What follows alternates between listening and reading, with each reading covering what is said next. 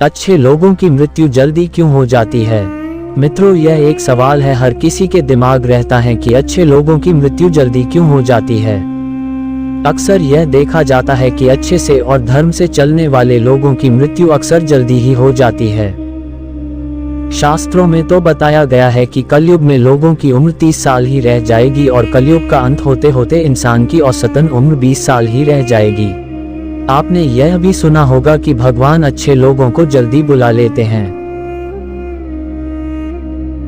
मित्रों, धर्म कोई सा भी क्यों ना हो, हर किसी में यही बताया गया है कि जिसने इस धरती पर जन्म लिया है उसकी मृत्यु निश्चित है। और अगर बात सनातन धर्म की करें तो इसकी एक मान्यता के अनुसार बच्चे के जन्म की छठी रात ही ब्रह्मा जी उसकी किस्मत लिख देते हैं, जिसमें उसके आने वाले कल जैसे विवाह, पढ़ाई, नौकरी, यहाँ तक कि मृत्यु की तारीख तक शामिल होती है। कर्मों के कारण मृत्यु, यह निर्णय तो भगवान ही करते हैं कि किसकी उम्र कितनी है। आपने यह कहावत भी जरूर सुनी होगी कि जितनी चाबी भरी राम ने उतना चले खिलौना। दोस्तों, इस कहावत में साफ है कि किसकी मृत्यु कब होनी है यह तो भगवान ही तय करते हैं। वैसे तो अच्छे लोगों की मृत्यु जल्दी हो जाने के पीछे कई कारण हैं, लेकिन पहला कारण समझने के लिए आपको यह जानना होगा कि हम जो कुछ भी इस जन्म में करते हैं उसका जवाब हमें ऊपर यमराज को देना होता है। अगर उसके पाप का पलड़ा भारी होता है तो उसे नरक में यातनाएं काटनी पड़ती हैं, और अगर पुण्य का पलड़ा भारी हो तो उसे स्वर्ग का सुख मिलता है, और यही चक्र कई युगों तक चलता रहता है जब तक उसे मोक्ष की प्राप्ति नहीं हो जाती। इस मृत्यु लोक में हर कोई अपने किए की सजा ही भुगतने के लिए आता है। कोई आत्मा इंसान बनती है तो कोई जानवर के शरीर में प्रवेश करती है, ये उसके संचित कर्मों के आधार पर ही तय होता है। इसके अलावा उसे जन्म देने वाले माता पिता के संस्कार भी उसके अंदर आते हैं। इसके बाद वो जो कर्म करेगा उसके हिसाब से उसे पुण्यात्मा या फिर दुरात्मा कहा जाता है। अब यही पुण्य आपकी मृत्यु की तारीख को भी बदल देते हैं। जिस तरह से एक जज जेल में रहने वाले कैदी के व्यवहार को देख उसकी सजा कम कर देता है, ठीक उसी तरह भगवान भी देखते हैं कि इंसान मृत्युलोक में जाने के बाद अच्छे कर्म कर रहा है और उसे अपने किए की सजा मिल चुकी है, और जब उन्हें लगता है कि अब उसे मृत्युलोक में नहीं रहना चाहिए तब वो उसे बुला लेते हैं। अच्छे लोग अपने पाप का फल जल्दी ही काट लेते हैं।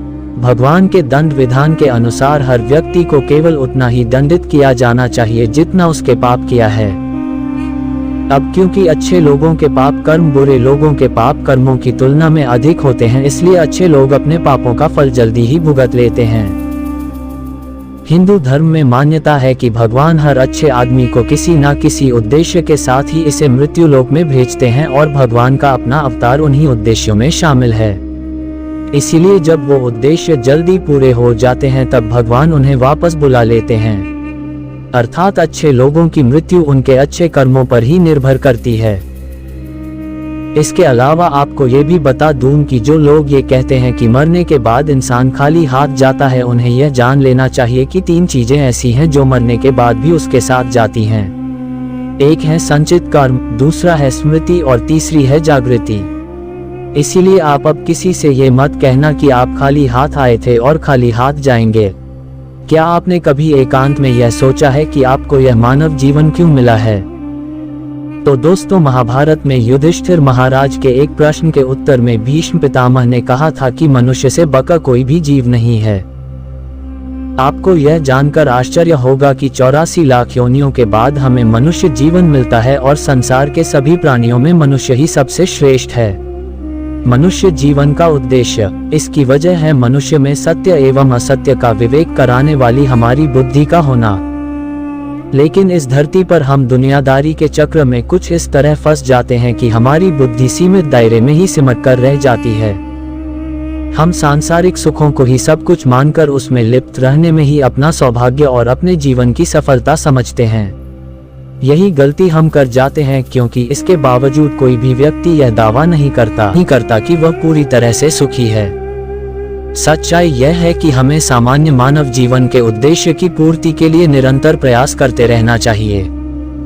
यह सच है कि अपने और अपने परिवार का भरण पोषण की जिम्मेदारी हमारी है और हमें इसे हर हाल में निभाना चाहिए। लेकिन क्या आपको यह मालूम है कि आप कहां से आए हैं और आपको कितने दिनों तक या कितने सालों तक इस जगत में रहना है और आपकी मंजिल क्या है? तो इन प्रश्नों के उत्तर में ज्यादातर लोग यही कहते हैं कि पता नहीं, ऐसे लोग बड़े ही अजीब होते हैं। वो यात्रा तो कर रहे होते हैं पर यात्रा के संबंध में उन्हें कुछ जानकारी नहीं होती। परमधाम तक पहुंचना है मनुष्य के जीवन का लक्ष्य। उन्होंने मानव जीवन पाया है लेकिन उन्हें अपने जीवन का लक्ष्य मालूम नहीं होता। हमारे आपके जीवन का मतलब है एक उद्देश्य खोज लेना और अपने भीतर शांत रहना। कहा गया है कि मनुष्य आनंद लोक का वासी है और आनंद के परमधाम तक पहुंचना ही उसके जीवन का एकमात्र लक्ष्य भी है। इसलिए मनुष्य को इस संसार की मृग मरीचिका से निकलकर भव्य जीवन की प्राप्ति के लिए साधना के मार्ग को अपनाकर अपने गंतव्य को पहचानना चाहिए। अच्छे लोगों की मृत्यु जल्दी इसलिए होती है। इसी तरह दोस्तों, श्रीमद् भगवद गीता में भी भगवान श्री कृष्ण कहते हैं कि ये एक आध्यात्मिक और ईश्वरीय जीवन का पद है जिसे प्राप्त करके मनुष्य मोहित नहीं होता। अगर कोई जीवन के अंतिम समय में भी इस तरह की स्थिति में हो तो वह भगवत धाम में प्रवेश कर जाता है। मनुष्य कृष्ण भावनामृत या दिव्य जीवन को एक क्षण में तुरंत प्राप्त कर सकता है और हो सकता है कि उसे लाखों जन्मों के बाद भी यह प्राप्त न हो। दोस्तों, यह तो सत्य को समझने और स्वीकार करने की बात है। भगवद गीता कहती है कि वास्तविक जीवन का शुभारंभ इस बौद्धिक जीवन के पूरे होने पर होता है। दोस्तों, इन सभी बातों से यह तो स्पष्ट होता है कि हम सभी एक निश्चित समय के लिए धरती लोक पर आते हैं और कुछ विशेष कर्मों को करने के लिए आते हैं। जब हमारे कर्म पूरे हो जाते हैं और इस जीवन के लक्ष्य प्राप्त हो जाते हैं तो प्रभु हमें परलोक में एक सहज जगह प्रदान करते हैं। भगवान कृष्ण और अन्य कहते हैं कि वास्तविक जीवन तब शुरू होता है जब यह भौतिक जीवन समाप्त हो जाता है। मित्रों, जो लोग सदाचारी होते हैं और जीवन में अच्छे कर्म किए होते हैं वे वास्तव में विशेष होते हैं। जब उनकी मृत्यु का समय निर्धारित हो तो दोस्तों उनको इस दुनिया को छोड़कर आगे की यात्रा जारी रखनी होती है। धन्यवाद। तो मित्रों, आज की इस वीडियो में इतना ही। आपको ये जानकारी कैसी लगी हमें कमेंट करके अवश्य बताएं। अगर वीडियो पसंद आई हो तो इसे शेयर भी करें और ऐसी सभी धार्मिक जानकारियों के लिए हमारे चैनल को सब्सक्राइब करें। तो आज के लिए बस इतना ही। अब इजाजत दें। आपका बहुत बहुत शुक्रिया।